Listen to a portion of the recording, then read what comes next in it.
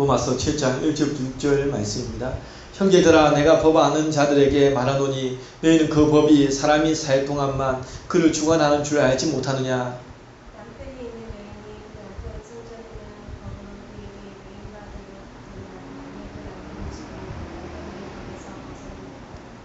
그러므로 만일 그 남편 생전에 다른 남자에게 가면 엄려라. 그러나 만일 남편이 죽으면 그 법에서 자유롭게 되나니 다른 남자에게 갈지라도 엄려가 되지 아니하느니라. 그러므로 내 형제들아 너희도 그리스도를 믿는 남편은 법에 대하여 책임을 물었으니 이는 다른 이고 죽은 자 가운데서 살아가신 이에게 가서 우리가 하나님에 의하여 열매를 맺게 하랍니다. 우리가 육신에 있을 때에는 율법으로 말미암는 죄의 정욕이 우리 지체 중에 역사하여 우리로 사망을 위하여 열매를 맺게 하였더니 이제는 우리가 얽매였던 것에 대하여 죽었으므로 율법에서 벗어났으니 이러므로 우리가 영의 새로운 것으로 생길 것이요 율법 조문에 묻은 것으로 아니할지니라. 아멘. 기도하겠습니다. 사랑의 하나님, 주님 감사합니다. 하나님 말씀을 우리가 상고하고 하나님 말씀대로 살아갈 수 있는 믿음을 허락하여 주시옵소서. 하나님 말씀이 풍성하여 그 말씀을 하나님 가슴에 품고 살아갈 수 있도록 인도하여 주시며 하나님 정말 주의 말씀이 주의 말씀으로 선포될 수 있도록 아버지 역사해 주옵소서. 하나님 이 시간에도 제 입술을 주관하여 주시며 듣는 식구들에게도 함께하여 주시고 하나님 말씀을 따라 살아갈 수 있는 힘을 주시옵소서. 모든 걸 주께 감사드리오며 예수님 이름으로 기도합니다. 아멘. 본문에는 율법의 효력에 대하여 한 예를 들어 먼저 설명합니다. 남편 있는 여인이 그 남편 생전에는 법의 예속 아래에서 살 수밖에 없다는 겁니다. 만약 남편이 있는데 다른 남자에게 가면 그 여자는 오늘 본문에 보면 엄녀라고 불리워집니다. 하지만 만일 남편이 죽으면 어떻게 되느냐? 더 이상 한 남편만 바라보며 살아가야 할 의무가 사라지기 때문에 법적 효력이 상실됩니다. 즉 이 법의 구속력이라고 하는 것은 무엇을 얘기하냐면 살아있는 사람에게만 강제될 수 있다. 이렇게까지 설명하는 이유가 결국 법과 이 은혜라는 두 대립구조 속에서 우리가 은혜 아래 산다라고 얘기하는데 은혜 아래 살려면 무엇이 필요하냐? 죽어야 한다는 겁니다. 그래서 바울은 이걸 지금 얘기하는 겁니다. 우리가 은혜의 법 아래서 은혜 아래에서 살려면 죽어야 한다. 한 번은 죽음을 경험해야 된다. 법이란 세상의 죄의 종으로 사는 그 법 아래에서 살았던 그 삶에서 죽어서 새롭게 태어나고 새롭게 거듭나야 그때 살 비로소 은혜 아래에 거할 수 있다. 이렇게 얘기를 하는 겁니다. 그러면 본문을 통해서 죽는다는 것은 무엇이냐? 우리가 살펴보기를 원합니다. 과연 죽는 것이 무엇이냐? 십자가를 경험해야 하는 겁니다. 십자가. 바울은 무엇을 얘기합니까? 끊임없이 복음의 능력에 대해서 복음의 능력이 무엇이냐? 성도는 법 아래에 사는 것이 아니라 은혜 아래에 사는 존재임에 대해서 거듭 강조합니다. 어디 아래에서 있느냐? 어디 아래에 거하느냐? 이것은 어디에 예속되어져 살아가느냐? 즉 무엇의 주관을 받으며 살아가느냐를 보여주는 것입니다. 그래서 이런 부분에 있어 지금 우리는 무엇의 지배를 받으며 살아가고 있는가? 법의 지배를 받으며 살아가는가? 은혜의 지배를 받으며 살아가고 있는가? 이것을 한번 살펴봐야 됩니다. 법은 무엇입니까? 지난주에도 얘기했다시피 법은 마지못해 하도록 시키는 겁니다. 강제적인 겁니다. 그렇게 하도록 시키는 겁니다. 반면에 은혜는 자발적으로 나로 하여금 그렇게 하도록 만드는 겁니다. 우리로 하여금. 그래서 은혜 아래에 있으면 우리는 그 은혜 때문에 자발적으로 하나님 앞에 헌신하게 되고 자발적으로 하나님 앞에 예배 드리게 되고 자발적으로 하나님 앞에 먼저 우선순위를 드리게 되고 반면에 법이라는 것은 아무 감동이 없습니다. 그냥 강제적으로 시키니까 그 법이 무서워서 내가 무서워서 그냥 벌벌 기면서 하는 겁니다. 근본적으로는 변화가 안 되는 거죠. 그래서 법보다는 이 은혜라는 제도가 우리에게는 더욱더 강력한 힘을 발휘한다는 사실을 보여준 거죠. 우리 신앙은 그럼 무엇입니까? 은혜에 의한 자발성을 기인해야 되는 겁니다. 우리가 하나님 앞에 살아가지 못하는 많은 영역들은 하나님 은혜 아래에 있지 못하기 때문입니다. 지성적으로는 하나님 은혜 아래에 있다고 말하지만 우리 속에 날마다 경험되어져야 되는 하나님 은혜가 없을 때는 우리의 감성이 무뎌져 있기 때문에 움직여지지 않는 거죠. 정말 우리의 신앙이 역동적이고 바르게 움직이기 위해서는 이 은혜의 어떤 통치 아래에서 은혜 아래에 있어야 되는 거죠. 그래야 자발성을 가지고 우리가 움직이게 되어지고 나아가게 되어집니다. 그러면 이 은혜는 무엇인가? 예수님의 십자가 아닙니까? 우리에게 은혜라고 하는 것은 예수님의 십자가입니다. 오늘 본문에 4절 보면 그리스도의 몸으로 말미암아 죽임을 당하였으니, 그리스도의 몸으로 말미암아 죽임을 당했다. 그리스도의 몸은 십자가에서 죽었습니다. 그리고 그 몸으로 말미암아 이제 누구에게까지 영향을 줬느냐? 우리가 죽임을 당하였다. 십자가의 경험입니다. 예수님의 십자가를 경험하는 것이 은혜죠. 갈라디아서 5장 24절에 그리스도 예수의 사람들은 육체와 함께 그 정욕과 탐심을 십자가에 못 박았느니라. 그러니까 그리스도 예수의 사람들은 그 속에 십자가가 있는 거죠. 십자가를 경험하는 겁니다. 육체와 함께 정욕과 탐심, 우리 내면에 있는 이 욕심들 십자가에 못 박았다. 누가? 그리스도 예수의 사람들. 교회 나온다고 다 이렇게 호칭을 할 수 있겠습니까? 굉장히 고귀한 호칭 아닙니까? 그리스도 예수의 사람들. 이 사람들은 십자가에 못 박힘을 경험한 사람들이다. 갈라디아서 2장 20절에도 내가 그리스도와 함께 십자가에 못 박혔나니, 아직도 내가 십자가에 못 박히지 않아서 내 안에서 그리스도께서 사셔야 되는데 그러지 못하고 내가 사는, 바울은 반대로 얘기합니다. 이제 내가 사는 것이 아니요 오직 내 안에 그리스도께서 사시는 것이라. 내 안에서 예수 그리스도께서 나타나고 예수 그리스도께서 사시는 모습들이 드러나야 하는데 바로 십자가를 경험해야 되는 겁니다. 그리스도의 몸으로 말미암아 죽임을 당한 그 흔적이 우리에게도 있어져야 됩니다. 율법으로부터 진정한 자유를 만끽하려면 예수님과 함께 나도 십자가에 못 박히는 경험이 필요하다. 법은 여러모로 부담스럽습니다. 하나님의 말씀이 여전히 법으로 다가온다는 것은 우리 안에 십자가의 은혜가 경험되어지지 않기 때문입니다. 하나님의 말씀이 여전히 법이다. 우리에게. 그렇기 때문에 하나님 말씀이 여전히 우리에게 부담스러워지는 그런 경우들이 많이 있습니다. 반면에 십자가의 은혜를 경험한 사람은 이렇게 고백하죠. 진리가 너희를 자유롭게 하리라. 더 이상 하나님 말씀이 이 사람에게는 법이 아닙니다. 부담스럽지 않습니다. 왜? 하나님의 말씀이 진리로 여겨지기 때문에. 이 말은 무슨 말이냐? 이렇게 사는 것이 당연한 것처럼 여겨진단 말입니다. 진리니까. 이 땅에 사람들이 많은 진리에 대해서 얘기합니다. 하지만 우리에게 유일한 진리는 하나님 말씀인 겁니다. 진리가 우리를 자유롭게 합니다. 이렇게 사는 것이 이제 마땅하더라고, 당연하더라고 우리가 동의하는 겁니다. 그렇기 때문에 부담스러울 수 있습니까? 그래, 이렇게 사는 건 당연한 것이야. 주일날에 무슨 일이 있어도 하나님 옆에 예배 드리는 거 당연한 것이야. 하나님 앞에 11조 하는 거 당연한 것이야. 하나님 앞에 내가 헌신하는 것, 주의 몸된 교회를 섬기는 것, 그거 당연한 거야. 하나님 말씀이 나에게 말씀하시는 그 말씀이 우리에게 진리로 다가오면 그 삶이 당연한 겁니다. 그래서 그 속에서 우리는 어떻게 합니까? 참 자유를 누리는 겁니다. 우리의 신앙의 레벨이 이렇게 되어져야 됩니다.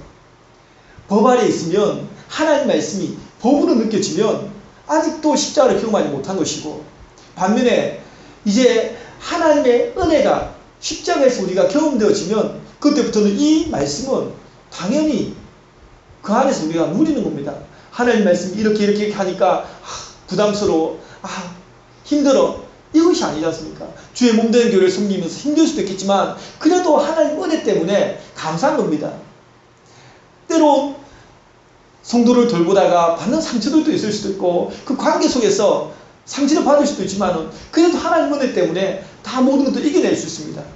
하나님 말씀 진리이기 때문에 이 진리 안에는 여러 가지 천국과 지옥이 들어있기 때문에 그 영혼들을 향해서 내가 경험한 십자가의 은혜를 전하고 싶고 알려주고 싶고 우리에게도 이러한 십자가의 경험이 있어야 됩니다. 이것이 바로 죽는 것입니다. 죽어야 사는 것입니다. 성도들은 반드시 죽어야 됩니다. 하나님 앞에 우리의 삶이 죽는 삶이 되기를, 십자가의 은혜가 경험되어지기를, 십자가에서 하나님 우리의 삶이 이미 죽었는데 아직도 내 안에 예수 그리스도께서 사시는 것이 아니라 내 자아가 자꾸 튀어나옵니다. 이 자아가 드러나지 않도록 우리는 날마다 하나님 은혜 가운데 거하기 위해서 하나님 앞에 기도해야 됩니다. 추석 연휴에 지인체들을 만나고 또한 가족들을 만나고 누구를 만날 때에도 우리의 자아가 나오지 않도록 하나님 앞에 준비되어지는 기도도 필요하죠.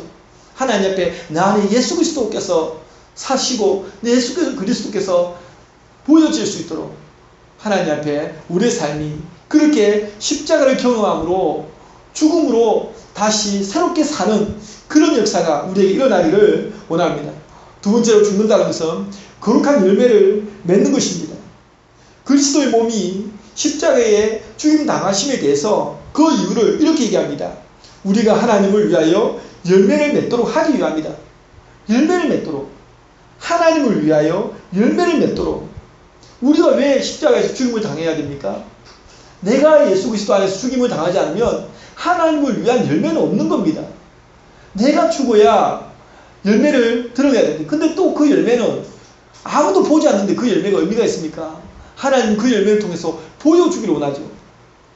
이스라엘 백성들을 선택하신 이유는 그 이스라엘 백성들을 통해서 믿지 않는 열방들에게 하나님 나라, 하나님 백성들의 모습 보여주기 위한 겁니다.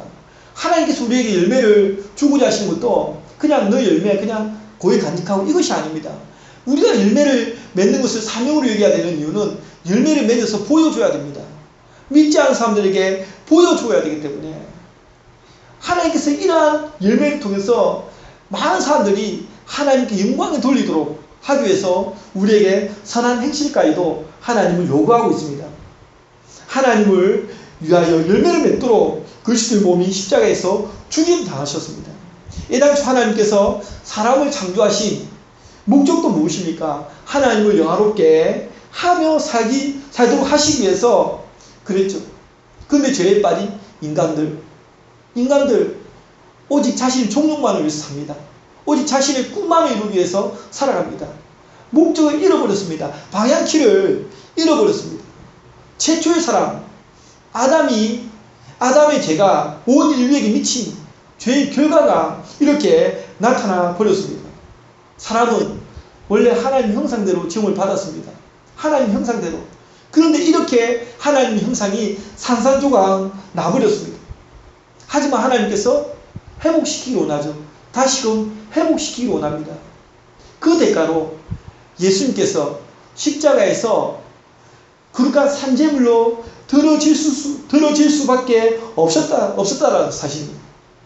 왜냐하면 아담으로부터 흘러내려온 원죄의 저주를 십자가에 못 박아 죽여야 했기 때문에 그 지긋지긋한 죄의 저주를 십자가에 못 박아 죽이기 위해서 그렇게 하시는 겁니다. 마침내 예수님께서 십자가에서 운명하시면서 어떤 일이 벌어집니까? 휘장 가운데로 열어놓으신 새로운 살길, 휘장 위에서 아래로 쫙 찢어지는 겁니다. 이것을 히브리 기자는 새로운 살길이라고 얘기합니다. 막혀있던 지성소와 성소가 나누어져 있을 때 휘장은 하나로 막혀져 있었지 않습니까? 그리고 거기는 대제사장만 1년에 한 번 들어갈 수 있는 곳입니다. 아무나 들어갈 수 없습니다. 대제사장조차도 그 보좌 앞에, 그 거룩한 보좌 앞에 하나님 앞에 숨겨진 죄가 있다면 적사하게 되는 정말 은혜의 자리이기도 하지만 두려운 자리입니다. 하나님 은혜는 사실은 두려움으로 받아야 되는 것입니다. 하나님 은혜. 근데 그 길이 막혀있던 그 길이 쫙 열리게 되었습니다. 새로운 살길이 열리게 되었습니다. 이것은 하나님과의 관계 회복을 의미하는 거죠. 예수님의 육체가 찢어지면서 하나님과의 관계가 회복되어지게 되었습니다. 우리에게 살 길은 무엇입니까? 히브리서 기자처럼 우리에게 살 길은 하나님과의 관계입니다라는 고백이 우리에게 있어야 됩니다. 우리에게 살 길은 돈, 명예, 권력, 부귀영화 사실 이것이 아닙니다. 하나님 안에서 우리에게 살 길은 하나님과의 관계 회복에 있습니다. 하나님과의 관계가 깨어진 상태에서는 본문에 무엇이라 얘기하냐면 죄의 정욕이 우리 지체 중에 역사하여 우리로 사망을 위하여 열매를 맺게 한다는 것이고요. 그러니까 우리가 하나님의 관계가 회복되지 않으면 우리가 이 땅에서 하는 열매들은 무슨 열매입니까? 다 사망을 위한 열매다. 다 사망을 위한 열매밖에 없다는 겁니다. 참으로 비극입니다. 우리는 열심히 이 땅에서 무언가를 합니다. 열심히 합니다. 하지만 그것이 결국 사망을 위한 열매라는 사실. 참으로 비참합니다. 우리에게 살 길은 하나님과의 관계 회복에 있다. 히브리서 기자가 밝혀주고 있는 말처럼 새로운 살 길이 열린 겁니다. 우린 그 속으로 들어가야 됩니다. 사람들과의 관계가 우리에게 우선순위가 되어지고 사람들과의 관계가 우리에게 첫째가 되어지는 이 시대에 누군가 안타까워야죠. 아니다라고 얘기를 해야 되는 겁니다. 우리에게 가장 첫째는 하나님과의 관계가 먼저이다라고 얘기를 해야 됩니다. 또한 우리가 먼저 그렇게 느끼고 있어야 됩니다. 하나님과의 관계가 깨어진 상태에서 사람과의 관계, 그러한 속에서 나타나는 그 열매들 다 사망을 위한 열매가 되는 겁니다. 진짜 살 길로 가지 못하고 지금 가고 있는 그 길이 사망의 음침한 골짜기라는 사실을 알지 못하고 우리는 가고 있지 않는가. 우리에게 정말 새로운 살 길, 하나님과의 관계, 날마다 하나님과의 관계가 무너지지 아니하고 그 관계를 이루며 살아갈 수 있도록 기도해야 됩니다. 갈라디아서 2장 19절에는 내가 율법으로 말미암아 율법에 대하여 죽었나니 율법에 대하여 죽었다고 얘기합니다. 이는 하나님에 대하여 살려 합니다. 율법으로는 하나님과 관계가 정상적으로 이루어지지 않는다는 겁니다. 하나님에 대하여 살기 위해서는 우리가 법에 대해서는 죽어야 된다. 그래서 은혜 아래에 거하는 삶이 우리에게 필요하다. 아담과 하와에게도 자유를 주셨던 이유가 하나님은 법으로 인해서 강제하는 로봇과 같은 그런 존재를 원하지 않고 인격적인, 자발적인 몸된 교회를 섬기는 것도 하나님 앞에 나아오는 것도 누구의 의사가 아니라 자발적인 헌신과 자발적인 하나님을 향한 사랑들, 이러한 삶을 위해서 우리는 율법에 대하여 죽어야 된다. 예수 그리스도 십자가 안에서 경험되어져야 되고 또한 거룩한 열매를 맺는 삶이 우리에게 있어져야 되는 겁니다. 정말 하나님에 대하여 사는 삶이 우리에게 되어지기 원합니다. 세 번째로는 죽는다는 것은 영으로 사는 것입니다. 6절에 보면 이제는 이렇게 얘기합니다. 이것은 반전이죠. 앞 상황에 대한 반전을 의미합니다. 즉 5절의 메시지와 정반대되는 상황을 가리키는데 5절에서는 무엇이라 얘기합니까? 율법으로 말미암는 죄의 종욕이라고 말합니다. 율법으로 말미암는 죄의 종욕. 즉 무슨 말입니까? 율법은 죄의 종욕을 죽이기보다 오히려 죄의 종욕을 살리는 역할을 합니다. 더욱 죄의 종욕을 부추기는 경향이 있습니다. 율법은 계속 죄의 종욕을 부추깁니다.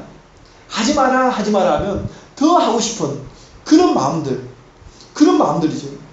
그런데 이제 십자가의 경험을 통해 얽매였던 것에 대하여서 죽었다라고 얘기합니다. 율법에서 벗어났다라고 이야기합니다. 반전 중에 반전이 우리의 삶에 이루어진 것입니다. 세상 나라는 강력한 법에 의해 통치됩니다. 하지만 하나님의 나라는 은혜에 의해 통치되어집니다. 은혜로 다스려집니다. 하나님 나십니다. 무엇을 아느냐? 법이 주는 맹점을 잘 알고 있다는 겁니다. 법이 주는 약점을 알고 있습니다. 법이면 다 될 것 같은데 그렇게 되지 않습니다. 부모가 자녀에게 아무리 이렇게 하라 저렇게 하라 해도 되지 않습니다. 목사가 성도에게 이렇게 하라 저렇게 하라 해도 되지 않습니다. 강제적인 법은 이처럼 사람을 움직이는데 한계가 있는 것이죠. 때문에 이제는 율법 조문에 묵은 것으로 하지 아니하고 영의 새로운 것으로 섬길 것이요 예배에 있어도 하나님께서 찾으시는 예배자는 영과 진리로 성령의 인도하심을 받는 그런 예배를 원하는 겁니다. 성령 충만해야 되는 겁니다. 은혜 아래에서 우리가 성령으로 충만해야 됩니다. 법은 약점이 있는 겁니다. 이렇게 저렇게 얘기도 하지 않습니다. 내 마음 같지 않죠. 그래서 사실 사람을 변화시키는 것은 예수 그리스도 십자가입니다. 은혜입니다. 사랑입니다. 용서죠. 우리의 인격이 그렇지 못하기 때문에 그냥 화를 낼 뿐입니다. 변화되는 것은 법에 의해서 변화되는 것이 아니라 하나님 은혜를 경험해야 되고 부모의 사랑을 경험해야 되고 정말 그러한 관계를 통해서 회복되어지게 되어졌습니다. 하나님에 대하여 사는 것도 그렇게 되어집니다. 이제는 영의 새로운 것으로 섬겨야 됩니다. 성령으로 우리가 예배를 드리는 것도 하나님 앞에 영으로 드려야 됩니다. 날마다 성령 충만해야 되고 성령의 인도하심을 받아야 우리가 그렇게 살아갈 수가 있습니다. 우리가 죽는다는 것은 이제는 내가 사는 것이 아니라 내 안에 계신 예수 그리스도께서 사시는 것. 성령의 인도하심. 성령님께서는 그리스도를 전가하는 영이시기 때문에 우리를 그리스도께로 인도하시는 영이기 때문에 우리가 예수 그리스도의 십자가의 죽으심과 거룩한 열매와 또한 성령으로 사는 이러한 삶을 통하여 우리는 다시금 죽어야 되고 그리고 그 속에서 새롭게 사는 역사가 일어납니다. 성도의 삶은 역설적입니다. 술 취한 사람이나 성령에 취한 사람이나 공통점은 사실은 제정신이 아닌 겁니다. 물론 성령의 충만함을 받은 사람이 이성적으로 완전히 무감각해지는 이걸 얘기하는 것은 아닙니다. 문제는 포인트는 지배 구조입니다. 세상의 술과 같은 쾌락의 지배를 받느냐 성령의 지배를 받으며 살아가느냐 이 문제입니다. 과연 무엇의 지배를 받으며 살아가느냐 이것이 우리에게는 중요한 포인트입니다. 우리 하나님 앞에서 주의 몸된 교회를 섬길 때도 사실 제정신으로는 못합니다. 세상 사람들이 이해 못하는 것이 당연한 거죠. 왜 그렇게 교회를 섬기고 왜 그렇게 믿음 생활을 아주 지독하게 그렇게 열심히 하냐 대충 하지. 이해 못하는 얘기들을 좀 들어야 됩니다. 믿지 않은 사람들이 또 신앙이 하나님 은혜를 깊이 체험하지 못한 사람이 나를 다 이해하고 있다. 그럼 뭔가 잘못된 겁니다. 술 취한 사람도 제정신이 아니고 성령에 취한 사람들도 제정신이 아닙니다. 하나님께 미치는 사람, 예수 그리스도께 미치는 사람. 세상 사람들이 볼 때는 이해가 안 되는 겁니다. 하지만 우리는 예수 그리스도께 미쳐야 되죠. 성령의 충만함을 통해서 우리의 지배 구조는 달라야 합니다. 세상의 쾌락이 우리의 지배 구조 위에 있어야 되는 것이 아니라 성령께서 우리를 지배하는 그 지배 구조 아래 우리는 놓아져 있어야 됩니다. 이것이 죽는 거죠. 우리에게 이러한 죽는 삶이 필요합니다. 과연 우리의 삶에 있어 무엇이 참 살 길인지 우리 하나님 앞에 늘 기도하면서 하나님 우리의 살 길은 이 세상에 이것이 있지 않습니다. 오히려 이러한 삶을 보면서 우리는 큰 비애를 느끼게 됩니다. 추석 연휴라고 설 연휴라고 우리에게 무슨 이것이 큰 기쁨이 됩니까? 민족들이 죄를 짓고 하나님 우상 숭배하고 또 연휴라고 마음이 해해지고 쾌락적으로 바뀌고 세상적으로 바뀌고 예배 자리 못 나오고 이러한 모습들을 보면서 우리도 슬퍼해야 되죠. 아마 하나님의 마음을 가지고 있는 구약의 선지자들이나 이러한 사람들처럼 그러한 마음을 가지고 있는 사람도 있을 겁니다. 정말 연휴가 되면 오히려 우리의 마음에는 긴장감이 생깁니다. 또 이 민족이 하나님 앞에 범죄하고 또 믿음 연약한 성도가 죄의 올무에 걸리고 하나님보다 세상이 먼저가 되는 이러한 모습들 누군가는 이러한 모습을 위하여 정말 죄의 짐을 지고 기도하고 안타까워하고 통곡해야 되는데 우리마저도 세상의 쾌락에 빠져서 살아가는 그런 모습들은 정말 안타까운 일이 아니겠습니까? 우리가 죽어야 됩니다. 죽어야 사는 역사가 있고 죽어야 새로운 정말 영원한 생명이 우리에게 다가옵니다. 우리의 삶이 하나님의 은혜 가운데서 정말 죽고 새롭게 사는 그런 삶이 되길 원하고 우리 모든 성도가 그런 삶이 되도록 정말 그 살아갈 수 있기를 주의 이름으로 축원드립니다. 기도하겠습니다. 사랑의 하나님 주님 감사합니다. 아버지 하나님 정말 죽어야 삽니다. 아직도 우리의 삶에 죽지 못한 모습들 때문에 하나님 참으로 주님 예수님을 드러내지 못하고 하나님 앞에서 거룩한 열매가 없는 그런 모습들을 아버지 하나님 불쌍히 여겨주시고 아버지 하나님 참으로 이러한 연휴, 추석 연휴, 설 연휴 또한 여러 공휴일 이러한 날들로 인하여 우리의 신앙이 해해지는 경우들이 참으로 많습니다.